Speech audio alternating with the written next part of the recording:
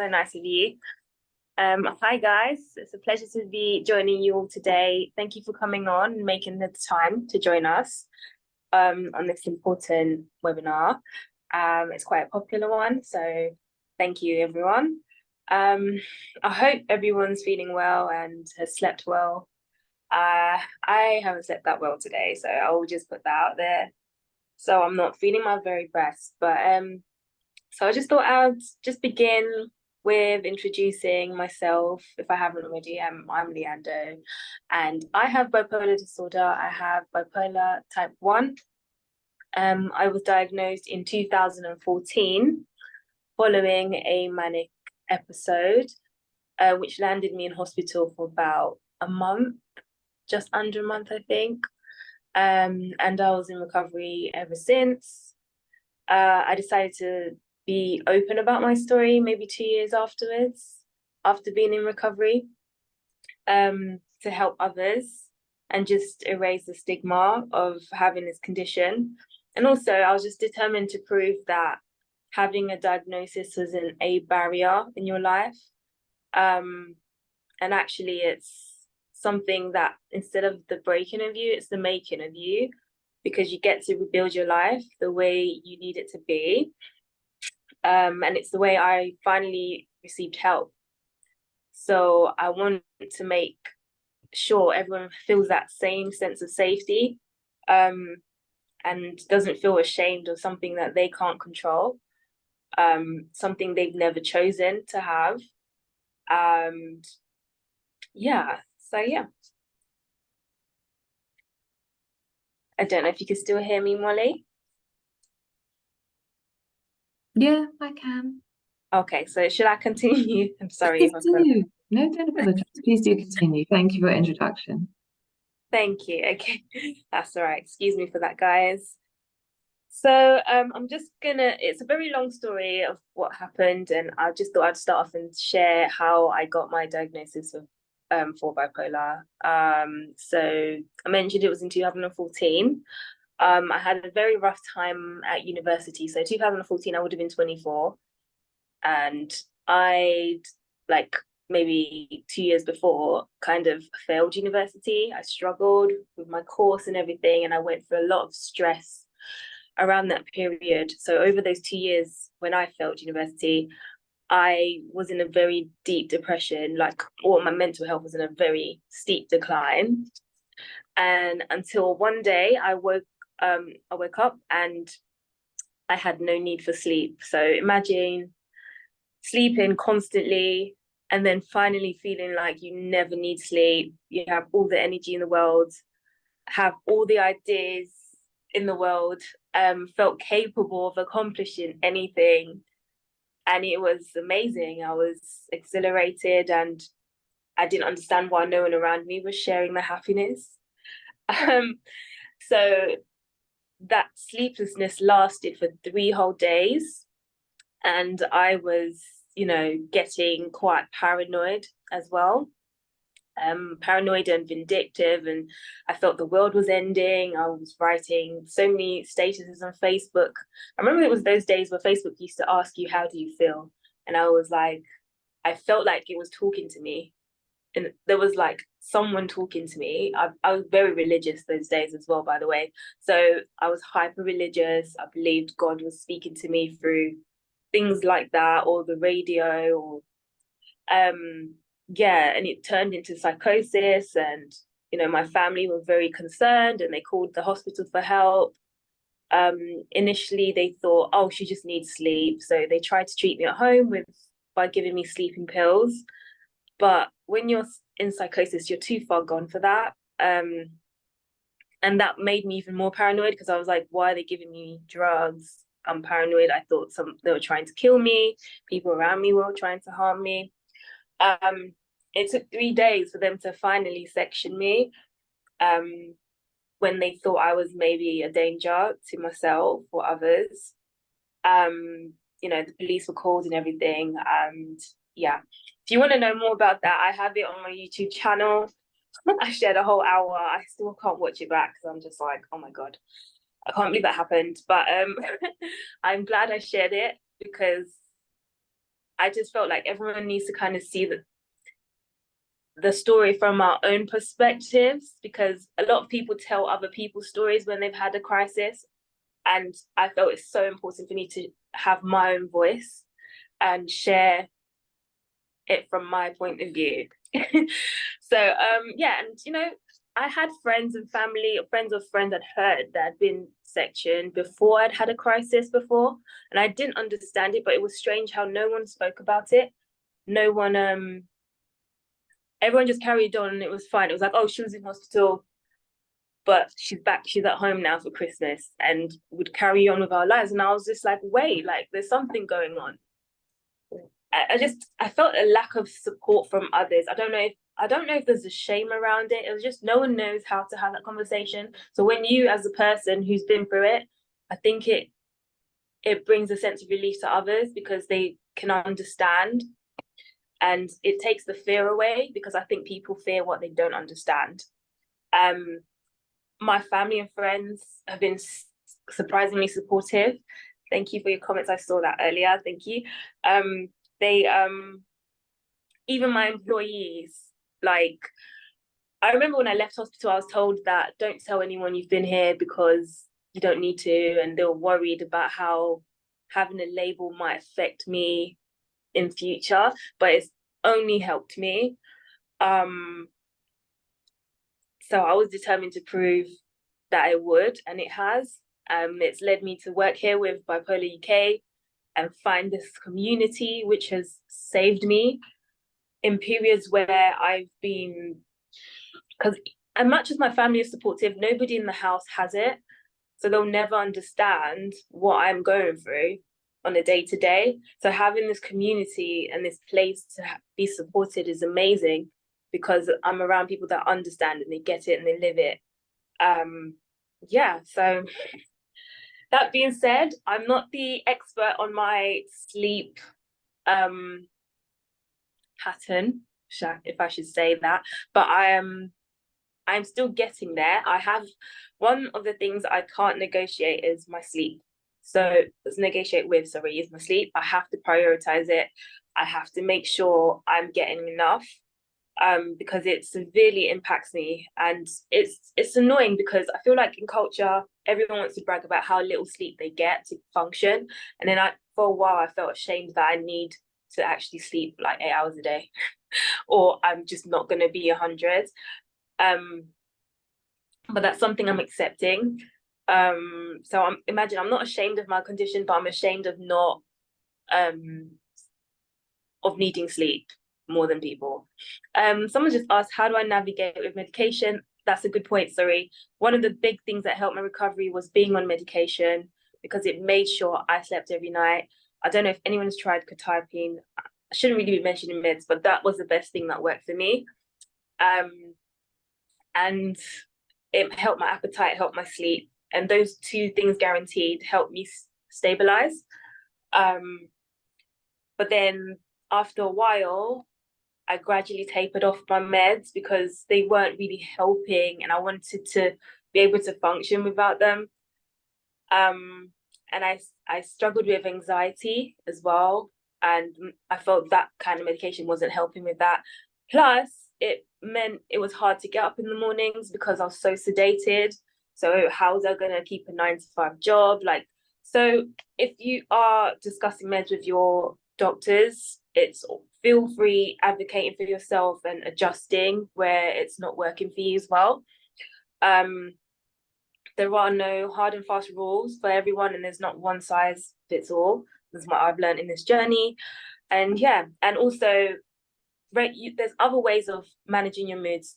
So like even today, as I said, I was feeling quite rubbish today, and I've been trying to track my moods, and I went on the Bipolar UK app, and I was here with my manager just before this webinar because I was like, I'm so nervous about coming on. I haven't slept, all these things. And that's another thing that happens when I don't sleep. I ruminate, and every small thing seems like a big deal. And I was showing him on the app like where I am, and just seeing it articulated really helps me cope. when I feel big feelings and I feel like my head's muddled. I think someone just asked, how do I deal with oversleeping? Ah, okay. So for me, I'm not gonna lie, I let it happen because there's times where I just need more sleep. I I will rest and then I know I'll be up again when my body feels like it can, when I can. So it's something I am still very much working on. It's just hard to build new habits, if you're used to function in a certain way. I'm really hoping Kevin can give us more evidence-based info on this call, because for me, I just go with how I'm feeling and things like that. Yeah, I'll be glad to ask more questions. I just hope I haven't taken up too much time. So yeah.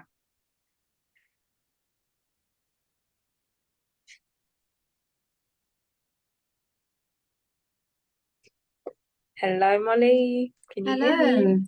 I can, yeah, you haven't taken up too much time at all. Thank you everyone for all of the comments in the chat.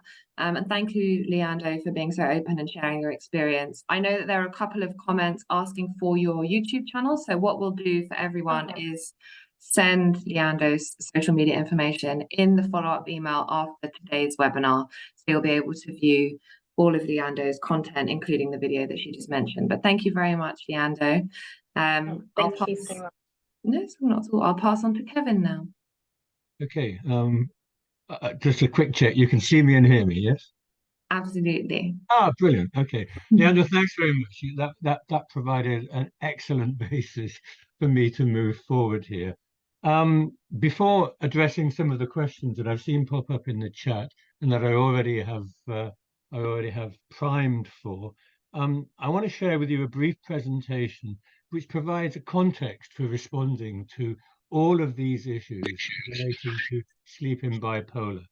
Let me see if I can.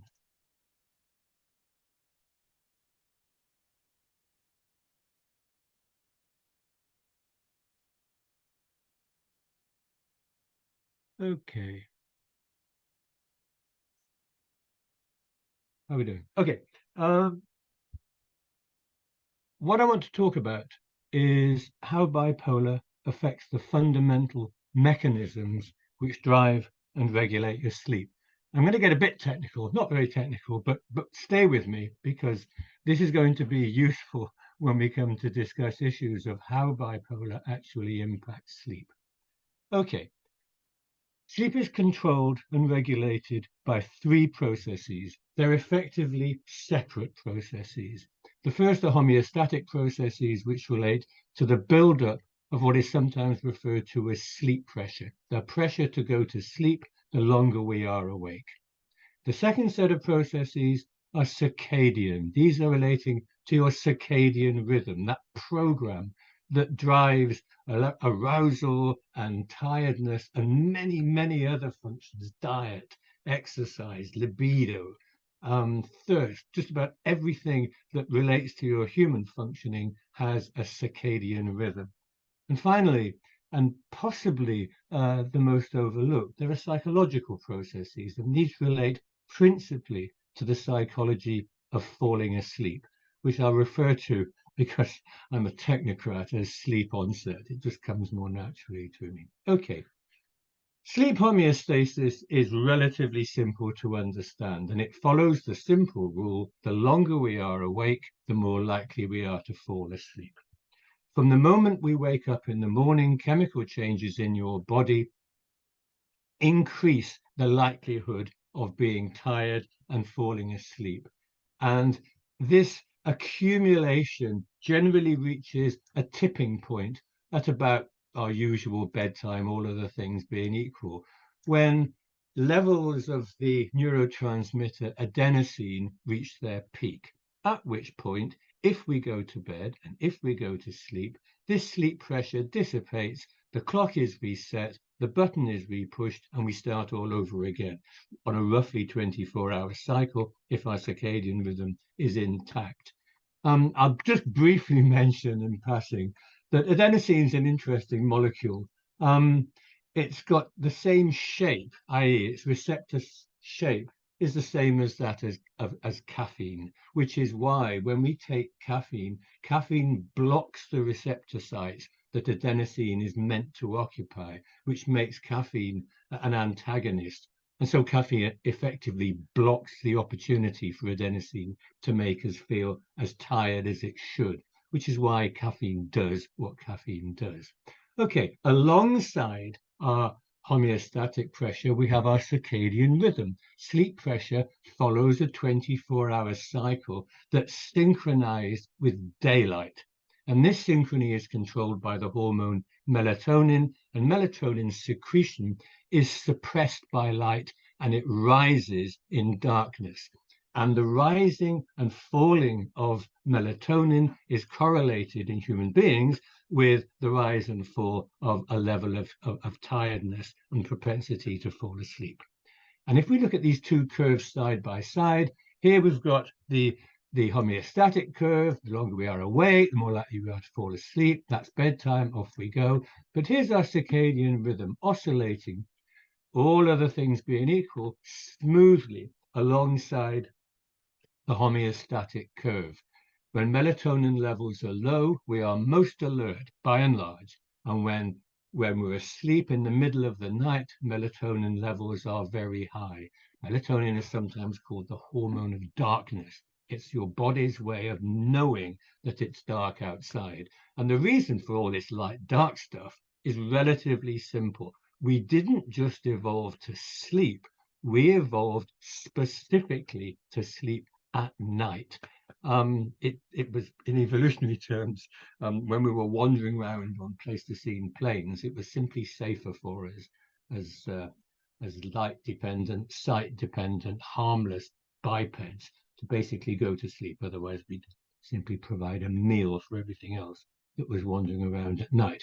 Now, all other things being equal, if homeostatic pressure is optimal, and if we go to bed at the usual time that's dictated by our circadian rhythm, you would expect us to fall asleep. But there's a third process that also has a say in our sleep, and that's the psychological process that governs sleep onset. The important thing to remember here, this is critical. Sleep is not under conscious control. It's automatic. In some respect, it's almost magic, okay? We can create the circumstances which make going to sleep likely, but we can't make ourselves fall asleep. So that, independent of optimal homeostatic and circadian conditions, if we go to bed and we are alert or cognitively aroused, we will find it difficult to go to sleep. And this cognitive arousal doesn't necessarily have to be an anxiety-based arousal. It's just thinking will do it, but it's simply in the nature of thinking in bed in a sensory deprivation environment with our eyes closed in the dark, that if we're thinking, sooner or later, our thoughts will bump into a worry. That's simply the way minds work under all circumstances. And when that happens, it can trigger what in sleep medicine is referred to as the vicious cycle of insomnia symptoms. And many of you will be familiar with what I'm about to describe. But the vicious cycle of insomnia symptoms looks like this.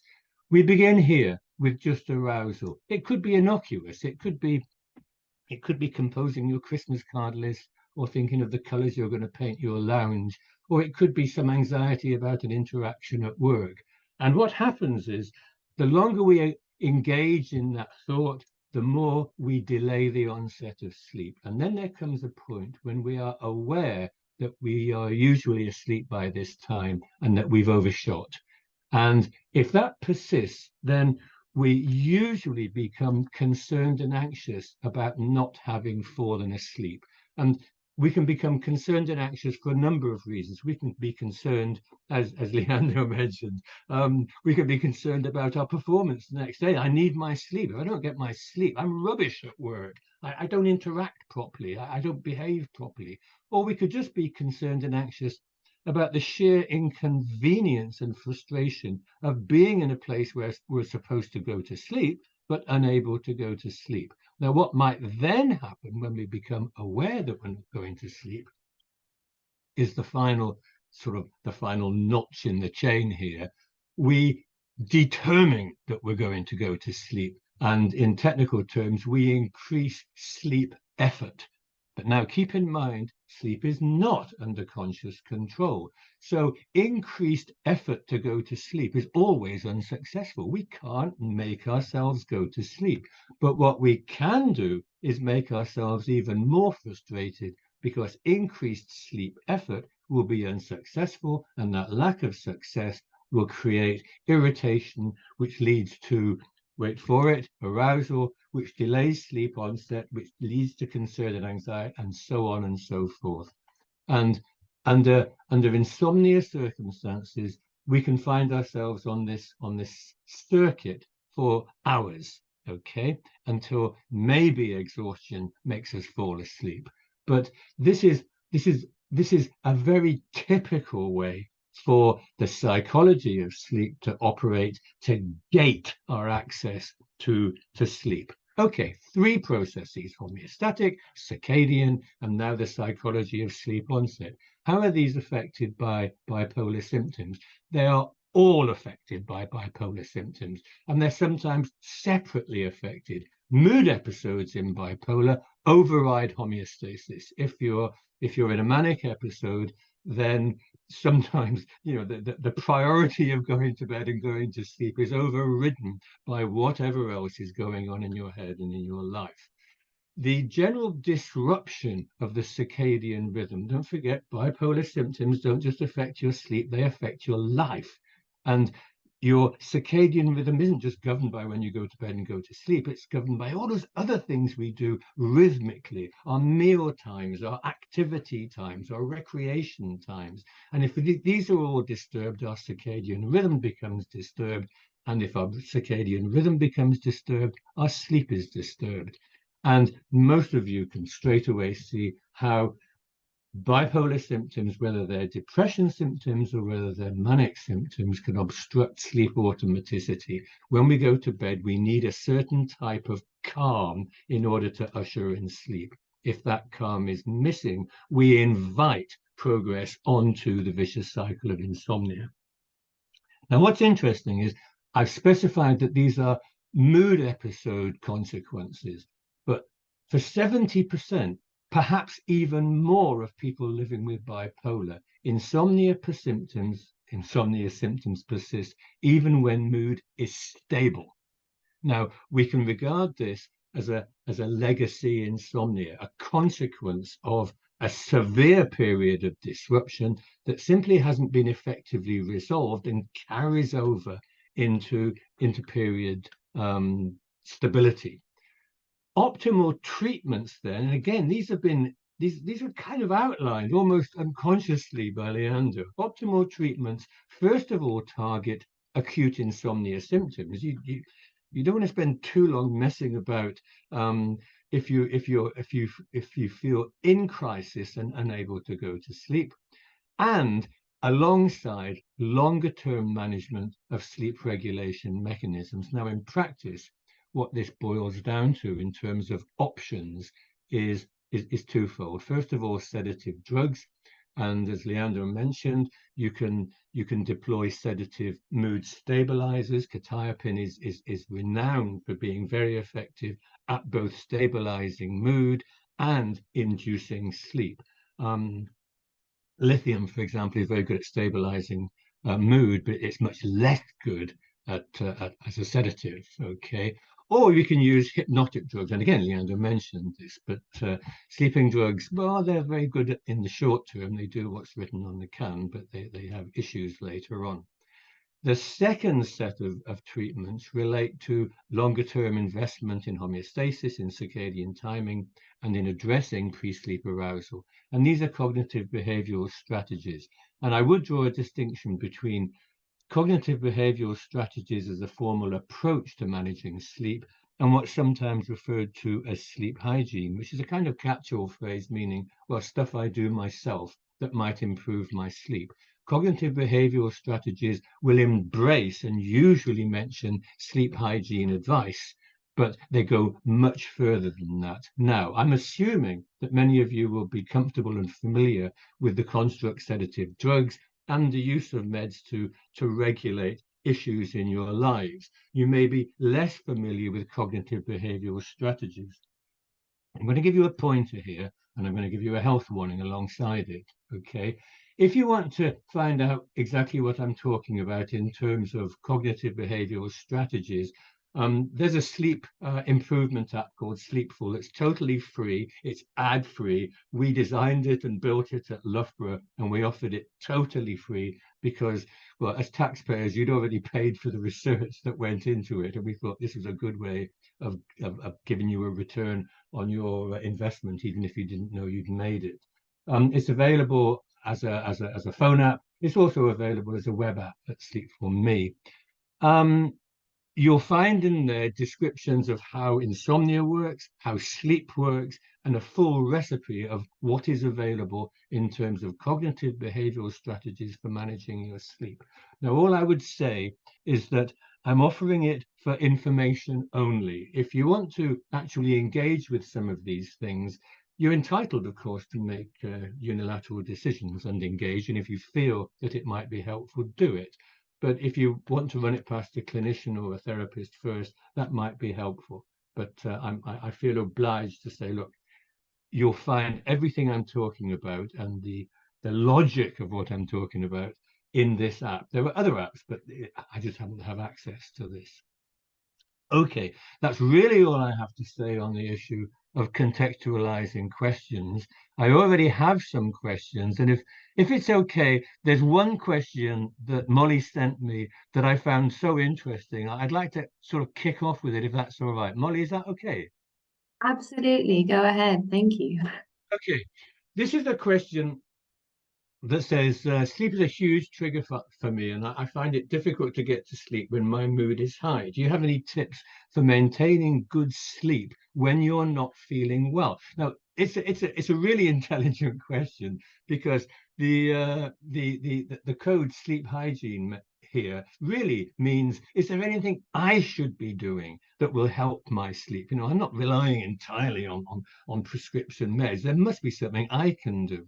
But what I found interesting about the question is where the emphasis was placed. It was on acute illness episodes. It was on when I'm not feeling well. And what I would say is there's plenty of things you can do when you're feeling fine, when your mood is stable. That if you really want to embrace self-help, if you really want to embrace the logic of cognitive behavioral management of sleep, then do it as a kind of lifestyle inclusion. Do it all the time. Invest in your sleep during periods of stability. And then you can sometimes take that stability into periods of mood episodes and do better out of them.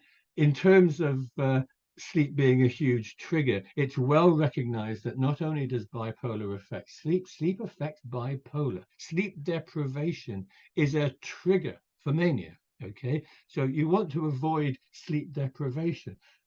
Insomnia doesn't always result in sleep deprivation. It sometimes results in a huge amount of frustration, but we can compensate sometimes by oversleeping. But that doesn't help if your sleep is, you feel, out of control. So what I would say here is, when your mood is high, getting to sleep, that barrier of psychological calm will always be there. And you can experiment with ways of managing the transition from awake to asleep using cognitive behavioral strategies of everything from thought blocking to relaxation to other ways of, if you like, trying to quieten down thought processes. But there's one other thing that I would stress here. And again, this relates to what Luyando was saying 20 minutes ago. It's a really useful observation. It's the assumption that, look, I must get to sleep, because if I don't, I'm rubbish. I don't live properly. I don't work properly. People must notice that I'm not functioning properly. Now, this in itself is a source of anxiety, and these anxieties can be an obstruction to getting to sleep. but they're assumptions, they're if you like, they're attitudes, they're opinions you hold. Working as I have in sleep medicine for the last few decades, it really is possible to miss a couple of good nights of sleep. Nobody notices apart from yourself. And by and large, if you're sensible at work, or if you're sensible with arranging things in your family, you can probably get through the day, okay? Longer than that, yeah, it's going to be a bit of an effort.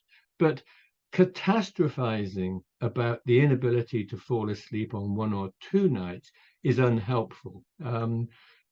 Longer term, you have to find other ways of dealing with this. But in the shorter term, the assumption that I absolutely must get to sleep, and I must get to sleep every night, and I must achieve 8 hours.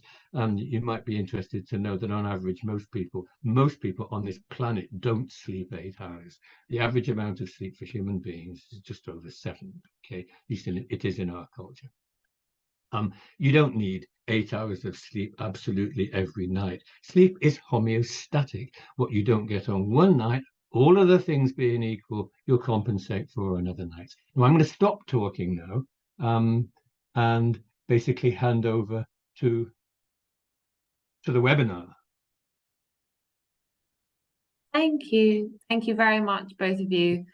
It was amazing and incredibly interesting to learn more about not only the science behind sleep, but from people like yourself, Luyando, how that works in real life, because I think that application is so important and so interesting. So thank you very, very much, both of you.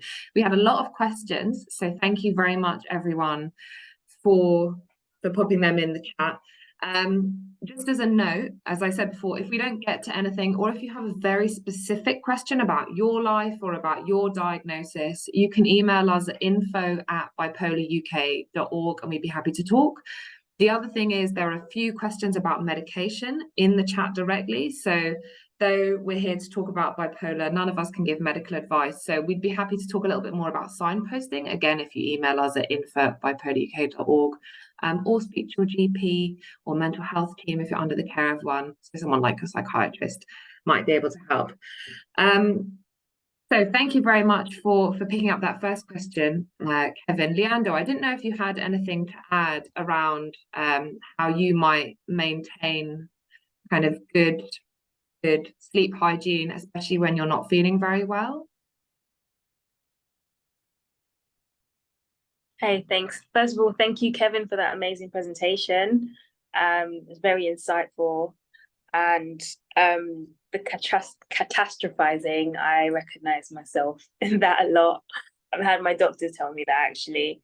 So sometimes it's not, the situation may not actually be as bad as you think. And which is what I found when I would use like a recovery chart. So like a mood tracker, basically, essentially, to see where I am. So if it feels muddled in my head and I look on the chart and actually I'm not severely depressed, even though I feel like I am, that helps.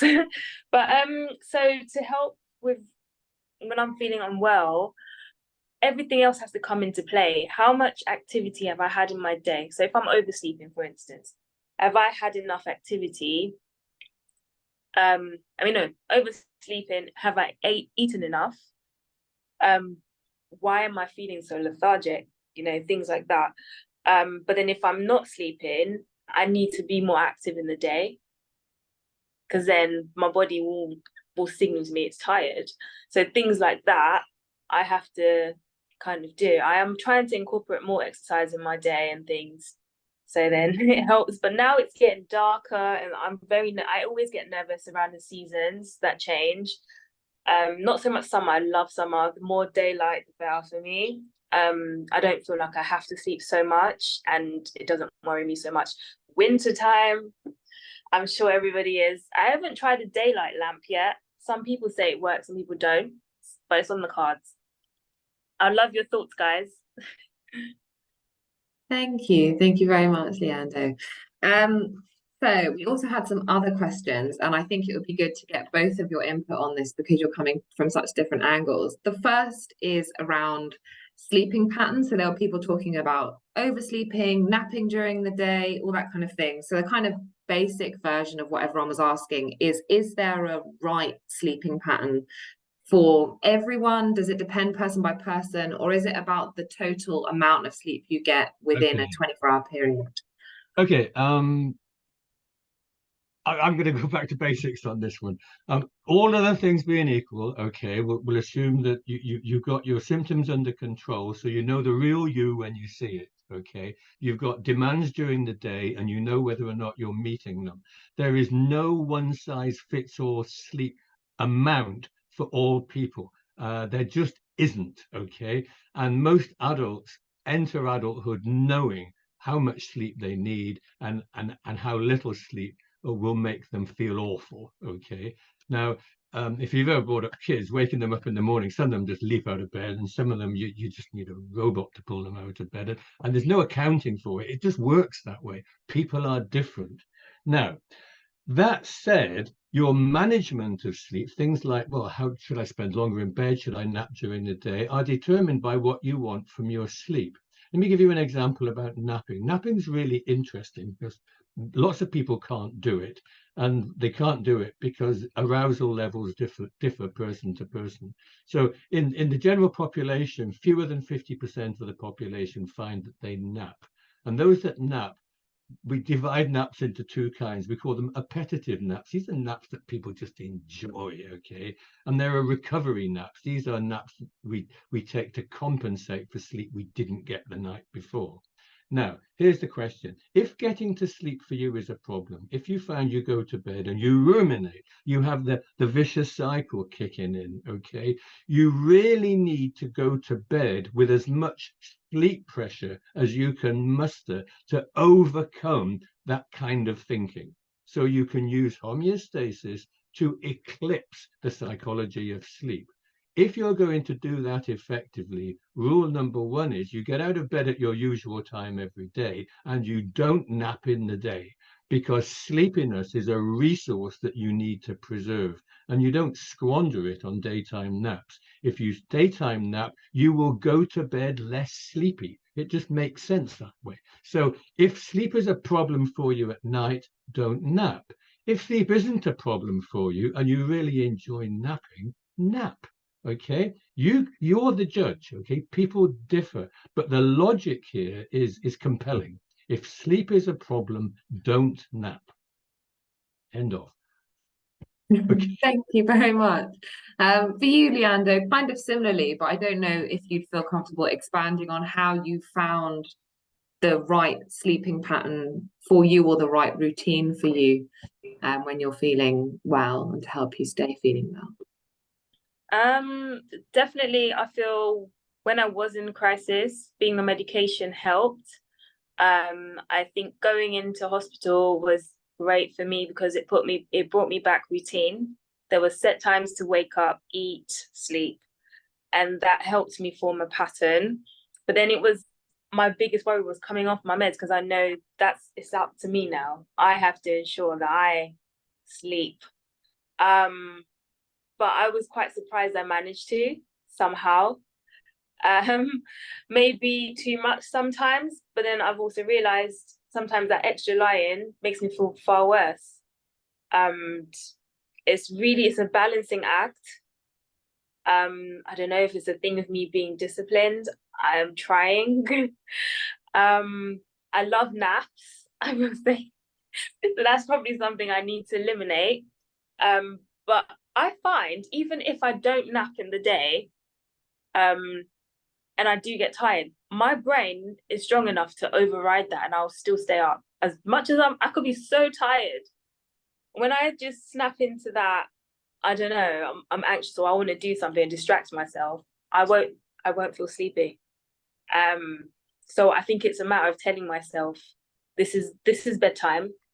Having a wind down routine is important, knowing that for this hour I'm not going to be on my phone. So I love skincare, so that's my new thing. At nighttime I do my skin and then have the lamp on, not the bright light at night, and things like little things to soften and calm my environment help. So I'm making conscious efforts, even lavender drops on my pillow, things like that. So look at me now. Yeah. Thank you very much. That's really nice to know. Thank you very much. So we talked about, and you talked about, Luyando, in particular, the importance of medication, especially at the beginning of your journey while you're in hospital, when you're discharged from hospital, in getting a higher quantity of sleep. But there are a lot of questions, and this may be specifically for you, Kevin, but Luyando, you're welcome to chime in as well. If there's evidence that medication affects the quality of the sleep that you get. Okay. One of the interesting things about medication, they're just, medication is excellent in the shorter term, and for mood stabilizing, it's essential in any case in bipolar. But a sedative mood stabilizing drug like quetiapine has a tremendous value in initially, and this is another point made by Luyando, in initially stabilizing a disordered sleep system. Okay. Now, in and of itself, you're going to over rely on the pharmacology of this drug if you see it as being your lifelong solution to a problem that you are personally involved in, which is why I mentioned starting to engage with cognitive behavioral techniques to embed in your lifestyle and start to support the scaffolding that will help your sleep sustain throughout your life. But then you have the pharmacology of these drugs, which also kind of kicks back on sleep sometimes. Just about all sleeping tablets are very effective in the short term. And the short term, as licensed on most of these products, is 21 consecutive days or 21 consecutive nights. Thereafter, they're not even legal to, well, they're not even appropriate to prescribe. The problem is most people who have bipolar, and just about everybody who has insomnia, they don't have insomnia and bipolar for 21 consecutive nights. They have lifelong problems with their sleep and with their mood. So the question then is, what's the plan B when you can't take these tablets anymore? And generally used to be the case, well, the plan B is informal repeat prescribing, which is not helpful. These are drugs of tolerance, and all drugs of tolerance are drugs of addiction through withdrawal. In other words, these are drugs which the more you take them, the less they do. And there's this kind of interesting phenomenon with most sleeping tablets, that's including the Z drugs and the benzodiazepines. If you take these things chronically, they have less and less and less effect on your sleep, but more and more effect on your behavior, insofar as you feel less inclined to stop using them.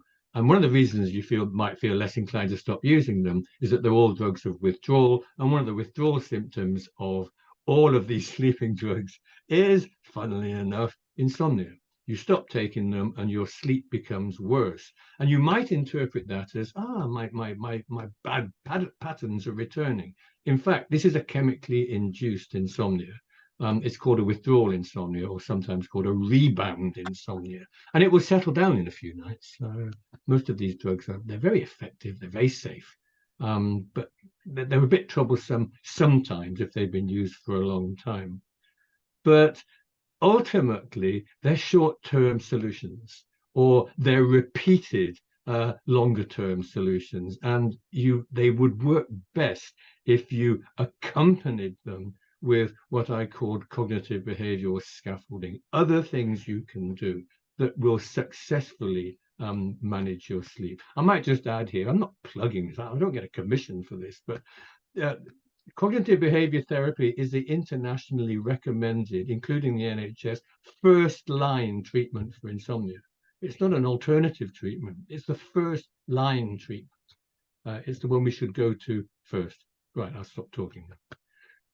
Thank you very much. Luyando, kind of linked in, have you found when you've been struggling with sleep, anything that's improved the quality of the sleep you're getting? I know you talked a little bit there about the kind of wind down techniques that you use, and a few people in the chat would like to say thank you very much for those. But when you've been looking at the quality of your sleep, have you found anything that helps with that kind of, once you've gotten a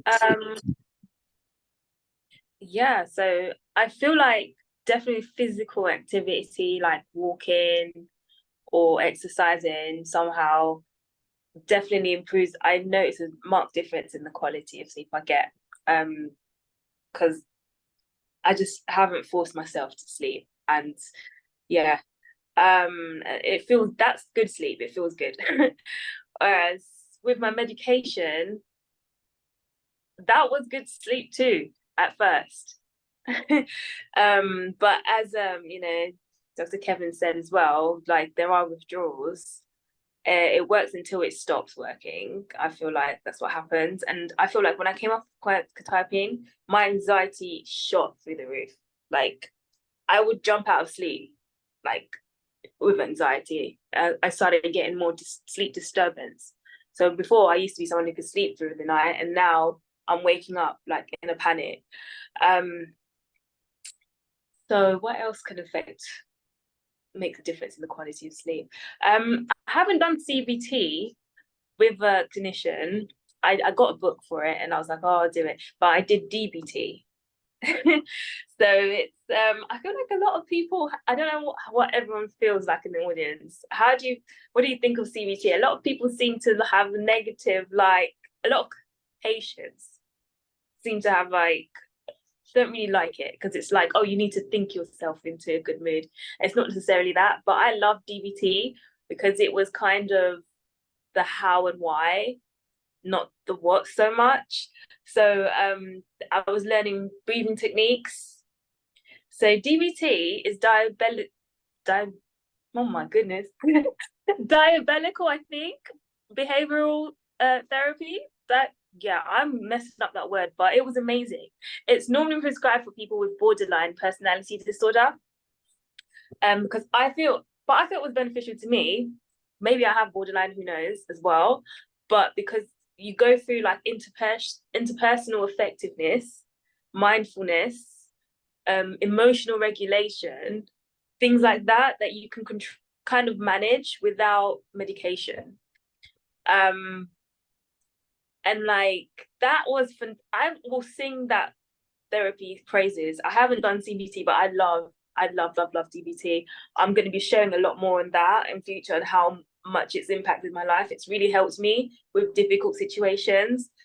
So if you're someone who ruminates and things, or like things like with emotional regulation, we would scale how intense we felt in emotion. So if you're above 80%, whether it's a good or bad emotion, it means distress. And I didn't know that. So things like that helped me realize that. But being on medication was really eye-opening because I was like, is this how normal people feel?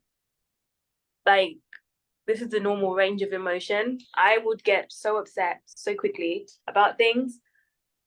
And being on medication kind of tapered that, like took the edge off that.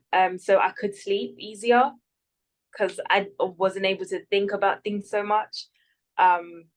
So yeah, sorry, I think I've gone off a tangent, but No, yeah. it's really helpful. Okay. Yeah, no, not a tangent at all. No. Can I make a few comments? Of So, course. there's a range of cognitive intensive sleep-related therapies now available, and by and large, they're close relatives of CBT. Dialectical behavior therapy is an emphatic is the cognitive component of CBT, amplified. Mindfulness-based cognitive behavior therapy for insomnia is just that. It takes the mindfulness component of cognitive therapy and amplifies that. But by and large, the actual practice that you engage with, they look very similar. Some of the things that Luyando has said resonate with cognitive behavior therapy practice. She's repeated several times now. She has a wind down routine, and it's invaluable to have a wind down routine if you anticipate that actually being calm in bed has been a traditional problem for you. You don't just think about being calm when you pull up the downy. You start being calm sometime before you actually get into bed. That's how normal sleep works. If you connect a polysomnogram, an EEG machine, to somebody's head who doesn't have a sleep problem, you see it fading towards sleep when they think about cleaning their teeth. And as they move towards the bedroom, they're basically down regulating. This is what people do. So what Luyando is saying is, well, if it doesn't work for you spontaneously, just make it happen a bit. Just do your own down regulation routine and encourage your body to move in the right direction. But these are components of CBT. But again, doing something, taking control of something, is in itself immensely satisfying. Because if there's one, we've talked a lot about quality of sleep, and you know, the scientist in me says, well, what do we mean by quality of sleep? There's one quality of sleep that I've heard so often. It's got nothing to do with the duration of sleep. It's the loss of predictability about your sleep that is so destructive for some people. It's a lottery. They go to bed and it might or might not happen tonight. And that can be extremely corrosive.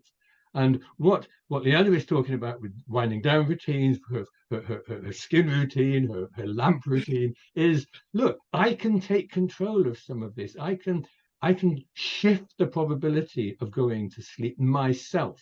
Now, whether you use DBT, mindfulness-based cognitive behavior therapy, or straightforward CBT, which is far from straightforward, makes no difference. Providing you're doing something that increases the likelihood of you going to sleep, that's important, because once you see that you can operate a small amount of control, that sense of loss of control is challenged.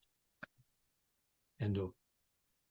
Thank you. Thank you very much. I think we have time for one more question. I'm just going to squeeze it in because we've only got 5 minutes. But just as a note, I can see questions are still coming through. So please do email any questions we don't answer today to info@bipolaruk.org, and we'd be more than happy to talk. But the last question is one that was touched upon a couple of times in the chat. And it's, I guess, how do you know which way round insomnia or sleep concerns and bipolar work? So there's a lot of conversation about sleep change or sleep disturbance as a symptom of bipolar, but we also talk a lot within the organization about insomnia and sleep change being a trigger for episodes of bipolar, in some cases people's first mood episode. And so I don't know, Kevin, what the science is behind that, and Luyando, what your experience is. The science is relatively straightforward, and it operates. There are kind of 2 lines of evidence. The first is that if you effectively manage, so if you effectively deliver, say, cognitive behavior therapy for people in inter-episode periods, okay, and the trials have been done, then those individuals, if their sleep gets under control, and don't forget they've got a history of mood instability, they have fewer and shorter mood episodes. Okay, so we can say, oh, right, so if you fix sleep, you start to attenuate some of these effects. On the other hand, if you take the other view and say, well, if we looked at all the people with the worst sleep, okay, we know that, I've already mentioned this, sleep deprivation will trigger manic episodes. It's a short sleepers amongst people with bipolar. Short sleepers, those people who sleep less than 6 hours, have more manic episodes and for longer than people who sleep in the middle. Okay, so we know that bipolar impacts sleep because of the sleep profiles of people with bipolar. We know from treatment intervention studies that if you control bipolar symptoms, you mitigate mood episodes. So I'm not answering your question. I'm simply resetting the question. It works both ways. That bipolar will impact your sleep, and if you look at the mechanisms I started off talking about, how could bipolar not impact your sleep? I mean, it's just a huge, massive event in the way we live our lives, and those ways we live our lives will impact our sleep. But that doesn't mean you can't take some control. But if you do take some effective control, you can then yourself impact those things that are impacting your life through bipolar. Thank you. Thank you very much. Do you have anything you'd like to add, Luyando? Yeah, so just to add on to that, definitely sleep is such a major thing in our lives, altogether bipolar or not, as Kevin said. So knowing you have bipolar means you need to accept you need to make lifestyle changes. So I know that I can't do a night shift job, because I know that is making myself vulnerable to having sleep disruptions, or like even before, I feel like, I wonder if, I almost thought I didn't even have bipolar. I thought it was just sleep deprivation that caused my illness. Because before that, the course I did architecture, and it's very intense work. And my friends and I would stay up through the night if we had a presentation doing work. And that's the norm in that kind of field. So I wonder if that's something that really damaged my brain. I don't know. So making those changes and adjustments for yourself, defend sleep with your life, basically, I could say. Good advice. Mm-hmm. Thank you. Thank you very much, both of you, so much. It was really fascinating. As a member of our community, I appreciate it, and I know that everyone in the chat has done. As I said at the beginning, for everyone in the audience, this session was recorded. So we will, when the recording is ready, send you the recording if you've registered through Eventbrite. We'll also upload the recording to our website. We'll send out all of the things that Luyando spoke about today around your YouTube channel, Luyando, and all of your kind of social media and the app, and anything and everything else that we can think of, we'll send to you. Our community is here for you, and we are here to talk. So if anything that was discussed today you'd like to discuss further, brought up things that you'd like to talk over, please do send us an email to info@bipolaruk.org, and we'd be more than happy to help. Thank you again, everyone, for watching, for joining in, and thank you so much to you, Luyando and Kevin. Please enjoy the rest of your day. After a big event like this, I always say, have a little treat of some description. So I'm going to have a cup of tea and a chocolate. But thank you very much, guys. everyone. Joy. Bye-bye now, and thanks very much. Thank you. Bye. Bye-bye.